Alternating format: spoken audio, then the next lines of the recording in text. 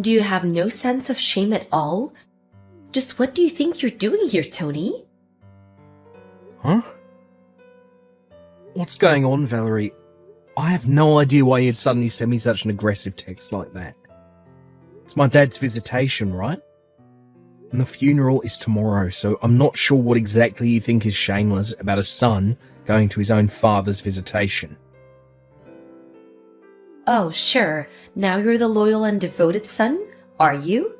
Maybe you should have shown your father a little more respect when he was alive. You never came around to visit him, so what makes you think you have any right to pretend like you care about him now? Never is a bit strong. I will admit that I haven't been able to get back home as much as I'd like. I presume you're also aware that I didn't have the best of relationships with my father. Oh yeah, I've heard all about the two of you. I thought so. My relatives were also well aware of the circumstance surrounding my relationship with my father, and for the record, I've met with my father plenty of times over the years. It just so happened that I mostly saw him at the homes of our relatives who live nearby. Despite the difficulties between us, it's not as if we had cut each other out of our respective lives. And since the visitation and the funeral are, in some sense, a sort of family reunion, I'd say there's no problem at all with me coming here today. Ugh, you're unbelievable. Like seriously, this is super gross. What are you doing? I'm sorry, Valerie, but you're going to have to be a bit more specific. What exactly am I doing that's so gross? Don't think I don't know. It's clear to everyone around you exactly why you're here right now. And that would be? Let me put this in the most delicate way I can. A broke high school dropout like you has no right to come to your father's funeral. Do I make myself clear? Actually, no. I don't really see why being broke or a high school dropout would preclude me from coming to my father's funeral. Care to elaborate? Do I have to spell it out for you? You're broke. You're a high school dropout. You're just here for money. Money? Yes, that's the only reason you bothered to come to the funeral. You're still not making any sense. I know that you're desperate to get your share of your dad's inheritance, but guess what? You're not getting any. So get out. There's nothing for you here. Inheritance? Did you by any chance find my dad's will? What will? Yeah, my point exactly. My brother and family told me that my dad passed away quite suddenly and hadn't had the opportunity to put together a will. As such, his inheritance will be split up according to the laws of our state. In other words, how my dad's estate is divided up between his heirs isn't something that I have any power at all to affect. It'll all be carried out automatically by the city government. If you're trying to confuse me with all that legal jargon, it's not going to work. All of that was layman's terms. I'm not sure which part you think was jargon. That's so like a high school dropout. They always use big words they don't understand to sound smarter than they are. Anyway, I'm planning to be in town until my dad's funeral is over. Oh yeah? I might just have to have a little chat with your brother about this then. By all means, go ahead. I've already talked to him and he said I was welcome to come. Conversely, if I were to be absent from the funeral after coming to the visitation tonight, I think that might disturb several of my relatives who are expecting me to come. Whatever. Fine, but you need to get out of town immediately, after the funeral is over tomorrow, got it?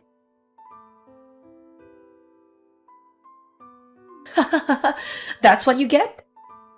Valerie, would you mind explaining why you just dumped a bucket of water all over me? I may have let you come to the funeral, but a high school dropout has no right to sit in front with the family. You can sit in the back.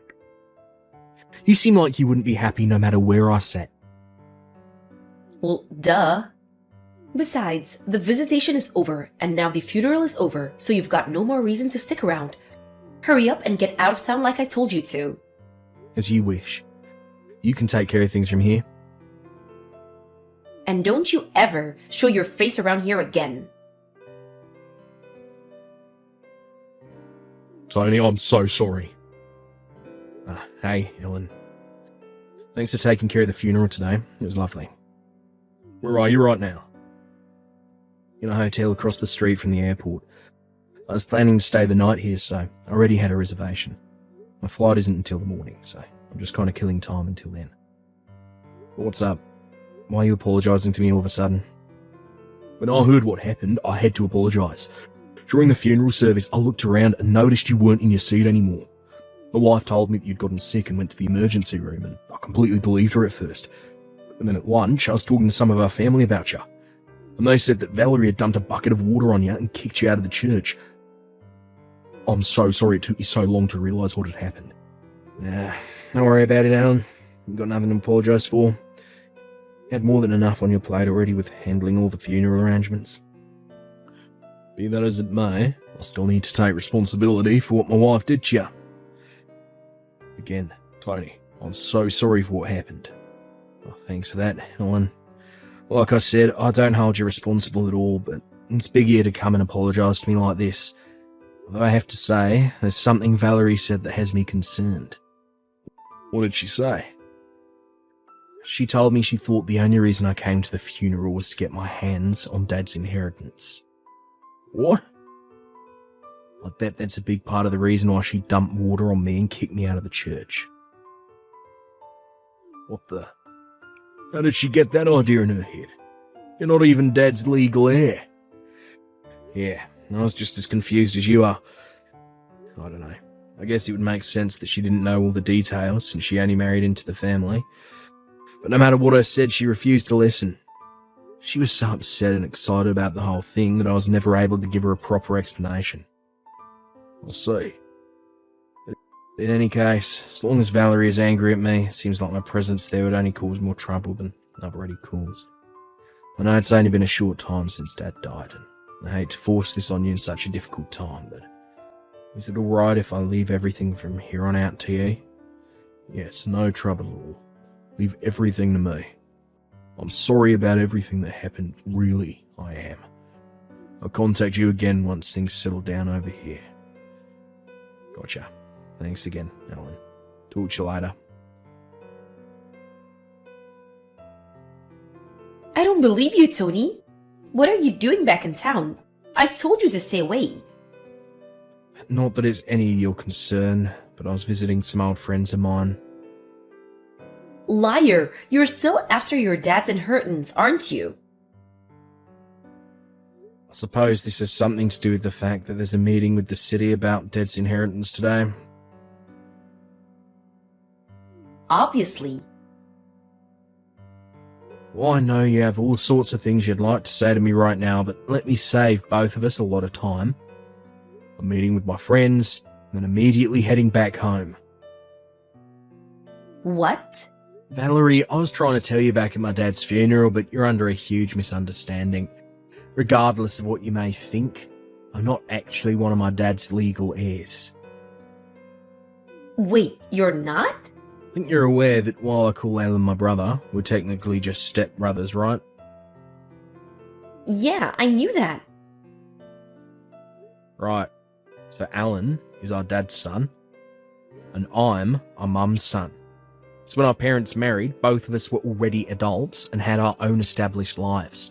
So since there was no need for financial support, I was never legally adopted by my dad. What this means legally, in the same way my brother wasn't entitled to any of my mum's estate when she passed away a few years ago, I'm not entitled to any of my father's estate right now. We were both fully aware of that from the very beginning. And since I have no rights to receive any of my dad's estate, there's no point in me attending the meeting with the city today. You're not fooling me. You're probably gonna camp out in front of City Hall to beg for money from your brother once the meeting is over. Why would I do a thing like that? I'm not really hurting financially or anything.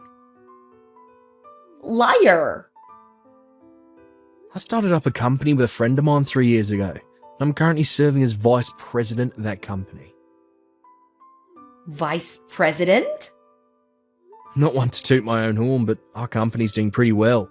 I think it's fair to say that I'm in a pretty high income bracket for people my age. Whoa, that's... really? But how? You dropped out of high school.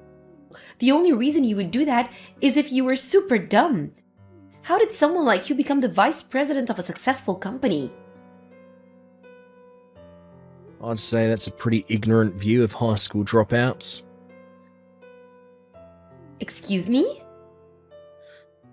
Sorry, I just got to my friend's house, so I'll be taking my leave here if you don't mind.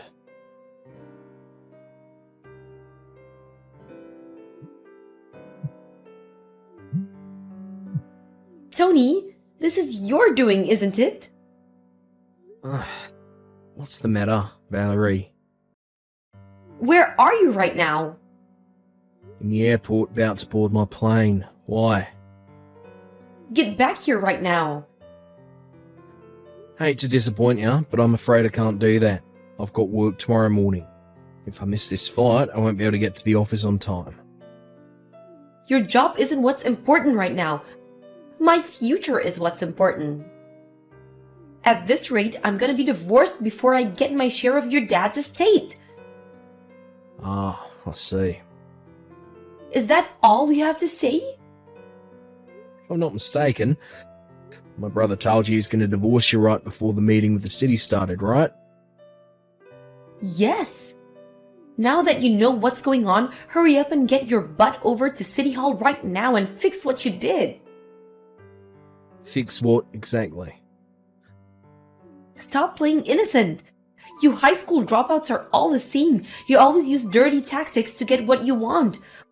What did you say to my husband? Whatever you said, it got my husband to divorce me. I'm gonna lose my share of his inheritance. Oh. Well, Valerie, I'm afraid to say that you're once again drastically misunderstanding the situation. How? Ordinarily, this is a conversation that would be best to have in person, but in your case, I think writing it all out via text will help you understand. Just spit it out already. What did you do? I'll explain it step by step, so make sure you read each message thoroughly before moving on to the next one. First of all, about the inheritance. As I mentioned before, my deceased father's only legal heir is my brother, Alan. If my mother was still alive, then she would also be a legal heir as his wife, but she passed away a few years ago. So again, the only legal heir is my brother, Alan. Aren't you forgetting someone? What about me? No, I wasn't forgetting anyone. My brother is the only legal heir. What? Let me explain this in the absolute simplest possible terms. According to local, state, and federal law, daughters and sons-in-law are not considered to be legal heirs with inheritance rights. Wait, really? In the event you're adopted as their legal child or written into their will as an heir, then yeah, you would be a legal heir with inheritance rights. But as far as I'm aware, that didn't happen in your case. So once again, the only legal heir is my brother. Then why did he divorce me? If I was never gonna get any of the money, then what's the point in divorcing me? I believe that my brother's divorcing you for reasons that have nothing to do with the inheritance. Then why? Ah, speak of the devil. Looks like Alan is trying to call me right now. Alan? Really? I'm sorry, but if you'll excuse me, I'm going to take this call. I'll message you when I'm finished. Sorry to keep you waiting, Val. According to my brother, as soon as he told you he was divorcing you, you ran away and locked yourself in your room before he had a chance to give you an explanation as to why. I suppose the reason you text me right now is most likely because you're convinced, for whatever reason, that I'm the one responsible. Correct? You are responsible. I know it was you. You're just mad at me because you found out you wouldn't get any of your dad's inheritance. Valerie, please. I wish you'd stop making such brash allegations against me. I already received my mother's inheritance several years ago when she passed away. and my brother is the only person with inheritance rights to our father's estate. Both of us have been well aware of this for quite some time now. What inheritance? Your mother was so poor you had to drop out of high school to get a job and support her. What inheritance could she have possibly left you? Well, you're correct about one thing. We definitely had financial difficulties in my childhood years. I knew it. However, it was only for my childhood years. After I graduated high school, my mother took an enormous risk and opened her own interior decoration store. Really? It's quite successful, and she left me a sizable inheritance when she passed. Actually, that store's now being run by my wife. My mother had been training her up in preparation to take over when she retired. Oh. So, as you should now be able to tell, I'm not quite in as hard of financial straits as you are at this point in time. Hey, what's that supposed to mean? You're making it sound like I'm the one who's dirt poor. I wouldn't make a claim like that without any justification. As I understand it, you have outstanding debts totaling $30,000. How did you? Then there's the matter of your infidelity. My what? Sorry, allow me to rephrase. My brother is divorcing her because of your affair. Oh, He only gave me a basic overview, so I'm a bit short on the specific details, but from what he said, he seems like he did his homework. You should operate on the assumption that he knows basically everything. no way.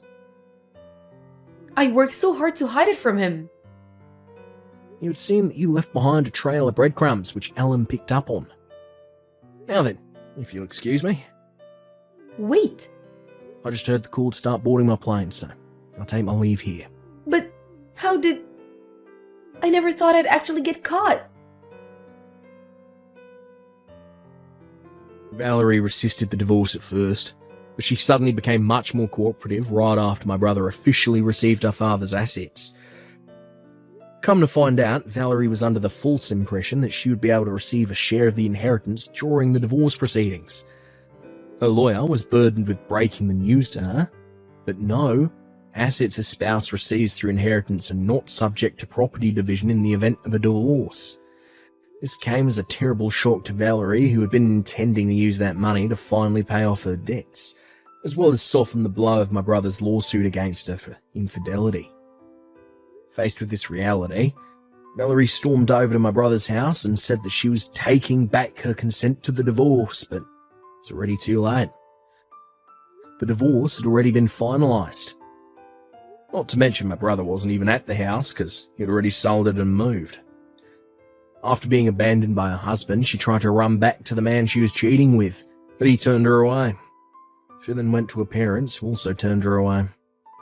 She's now living in a run-down, subsidised apartment, working multiple part-time jobs and gradually chipping away at her multiple sources of debt while barely managing to scrape by.